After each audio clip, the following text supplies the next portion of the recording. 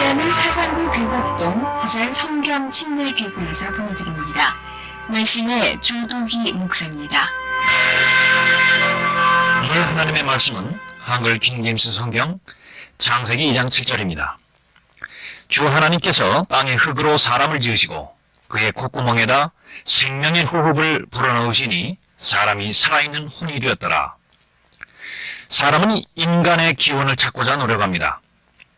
이 엄청난 노력은 수많은 시간과 노력을 기울여서 생물학적, 인류학적, 고고학적 신화를 창조합니다. 그리고 나서는 학구적이라고 하는 또 지성적이라는 이름으로 끊임없이 무지한 사람들을 세뇌시킵니다. 가장 비과학적인 방법으로 만들어진 신화를 과학이라는 이름으로 받아들입니다. 그리하여 원숭이가 자신들의 할아버지라고 자기들의 조상은 아메바라고 굳건하게 믿습니다.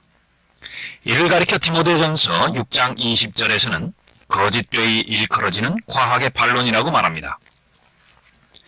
오래전에 나온 286 컴퓨터를 아시는지 모르겠습니다. 지금 나오는 펜티엄 컴퓨터의 전신입니다. 이 286 컴퓨터가 우연히 만들어졌다고 말한다면 틀림없이 미치광이 취급을 받습니다. 그러나 이보다 몇억 배 더 정교하게 만들어진 세포 구조나 유전 정보는 우연히 만들어졌다고 얼마나 당연하게 생각합니까? 무엇이 미신이고 무엇이 광신인지 분별할 수 있어야 합니다. 사람은 하나님께서 창조하셨습니다. 땅의 흙으로 사람의 몸을 만드셨습니다. 사람의 몸은 흙의 성분과 정확하게 일치하는 96가지의 원소로 이루어져 있습니다. 이 흙으로 만들어진 몸에 하나님의 영인 생명의 호흡을 불어넣으시자 죽어있던 흙덩어리가 살게 된 것입니다. 이를 살아있는 혼이라고 말씀하십니다. 주 하나님께서 땅의 흙으로 사람을 지으시고 그의 콧구멍에다 생명의 호흡을 불어넣으시니 사람이 살아있는 혼이 되었더라. 이렇게 창조된 인간은 하나님의 형상으로 창조되었다고 말씀하십니다. 그리하여 하나님께서 자신의 형상대로 사람을 창조하셨으니 곧 하나님의 형상대로 그를 창조하셨으며 그들을 남자와 여자로 창조하셨느니라. 사람은 하나님의 형상대로 창조되었다는 말을 많이 듣습니다. 이 말이 무슨 의미입니까? 대부분의 사람들은 이 하나님의 형상을 인간이 도덕적이고 인격적인 존재로서 하나님을 인식할 수 있는 존재로 창조되었다는 것을 의미한다고 말하고 또 가르칩니다. 그러나 이러한 주장은 성경적인 근거가 없습니다. 하나님의 신격은 세 분이십니다. 아버지 하나님과 아들 하나님과 성령 하나님이십니다. 하나님께서 각 위격에 맞는 영과 혼과 몸의 구분이 있다는 말입니다. 그러므로 창세기 1장 27절에서 말씀하시는 곧 하나님의 형상대로 그를 창조하시며 라는 말씀은 인간이 영, 혼, 몸을 가지고 있다는 말입니다. 사람은 영혼과 몸이라는 두 부분으로 구성된 존재가 아니라 영과 혼과 몸의 세 부분으로 창조된 것입니다. 이 진리는 데살로니가전서 5장 23절과 히브리서 4장 12절에서 분명히 말씀하고 있습니다. 화평의 하나님께서 너희를 온전히 거룩하게 하시고 너희의 온 영과 혼과 몸이 우리 주 예수 그리스도께서 오실 때까지 책망할 것이 없게 보존되기를 하나님께 기도하노라. 하나님의 형상대로 창조된 첫사람 아담에게 하나님께서 명령하십니다. 동산의 모든 나무에서 나는 것을 내가 마음대로 먹을 수 있으나 선과 악의 지식의 나무에서 나는 것은 먹지 말라. 내가 거기서 나는 것을 먹는 날에는 반드시 죽으리라. 이 명령에 불순종한 즉시 아담 자신의 영은 죽게 되었으며 하나님의 형상을 잃어버렸습니다. 그 후 아담이 범죄한 이래로 태어나는 모든 아담의 자손은 영이 죽은 채로 태어나는 것입니다. 하나님께서는 아담을 하나님의 모습대로 지으셨지만 아담은 그 하나님의 형상을 잃어버린, 즉 영이 죽어버린 자기 모습대로 자기의 형상을 따라 아들을 낳았다고 하나님의 말씀은 기록합니다. 아담이 130년을 살며 자기 모습대로 자기의 형상을 따라 아들을 낳아 그의 이름을 셋이라 불렀더라.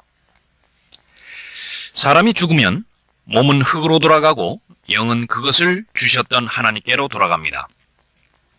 그때 흙은 예전에 있던 대로 땅으로 돌아가고 영은 그것을 주셨던 하나님께로 돌아가리라. 전도서 12장 7절 말씀입니다. 사람이 죽으면 귀신이 되어 어디를 떠돌아다닌다는 것은 사실이 아닙니다. 더더군다나 다른 사람의 몸에 들어가 그 사람을 괴롭힐 수 있는 것도 아닙니다. 이러한 이단 사설을 퍼뜨리는 사람들은 죽은 사람의 혼과 마귀들의 존재를 구분하지 못합니다. 구원받은 혼은 죽는 즉시 낙원에 갑니다. 고린도 후서 12장에서 바울이 다녀왔던 그 낙원 말입니다. 그 사람이 셋째 하늘로 끌려 올라갔느니라. 그가 낙원으로 끌려 올라가서 말로 다 설명할 수 없는 말을 들었는데 라고 기록합니다. 반면 자신의 죄 문제를 해결하지 못하고 죽음을 맞이하는 모든 죄인의 혼은 누가복음 16장의 부자처럼 죽는 즉시 죄의 형벌의 장소인 지옥에 떨어집니다. 그 부자도 죽어서 장사되었더라. 부자가 지옥에서 고통받는 중에 눈을 들어 저 멀리 아브라함을 보았더니 나사로가 그의 품에 있는지라. 그가 소리질러 말하기를 아버지 아브라함이여 저를 불쌍히 여기셔서 나사로를 보내시어 그가 자기 손가락 끝에 물을 적셔 내 혀를 식히게 하소서. 내가 이 불꽃 가운데 고통을 받고 있나이다. 하나님의 형상을 잃어버린 죄인은 반드시 하나님의 형상을 되찾아야 합니다. 이 하나님의 형상을 되찾지 못하면 영원히 잃어버린 자로서 낙원에 가지 못하고 마귀가 가야만 하는 지옥불에 떨어져 마귀와 지옥에서 영원을 보내야 하기 때문입니다. 어떻게 하면 잃어버린 하나님의 형상을 다시 찾을 수 있습니까? 이 근원적인 문제를 해결하는 것이 모든 종교의 궁극적인 목적이 됩니다. 모든 종교의 공통점이 하나 있는데 그것은 지금 나는 잘못된 상태에 있다는 사실입니다.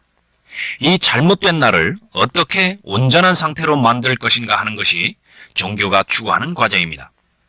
이 문제를 사람들은 자신의 혼의 노력을 통하여 이루어 보려고 합니다. 고행을 하고 참선을 합니다. 선행을 하고 세례를 받고 주일 성수를 함으로 해결을 보고자 하지만 이것은 불가능한 것입니다. 잃어버린 하나님의 형상을 되찾을 수 있는 유일한 길은 바로 타락하지 않은 온전한 하나님의 형상을 받아들이는 것입니다. 영접하는 것입니다. 남자의 씨로 태어난 인간 가운데 온전한 하나님의 형상을 가진 사람은 없습니다. 히브리서 1장 3절에서는 예수 그리스도께서 하나님의 영광의 광채이시며 하나님의 인격의 정확한 형상이시라고 말씀하십니다. 그들 가운데 이 세상의 신이 믿지 않는 자들의 마음을 어둡게 하여 하나님의 형상이신 그리스도의 영광스러운 복음의 광채가 그들에게 비치지 못하게 하느니라. 하나님의 형상을 잃어버린 죄인 스스로의 행위의 노력으로는 결코 잃어버린 하나님의 형상을 되찾을 수 없습니다. 하나님의 형상이신 예수 그리스도를 영접하는 순간 그분의 영이 내 안에 들어오셔서 나의 죽은 영을 다시 살려주십니다. 나의 영은 거듭나는 것입니다. 나의 혼은 지옥에서 구원받는 것입니다. 비로소 하나님의 형상으로 회복될 수 있는 것입니다. 여러분은 잃어버린 하나님의 형상을 되찾으셨습니까?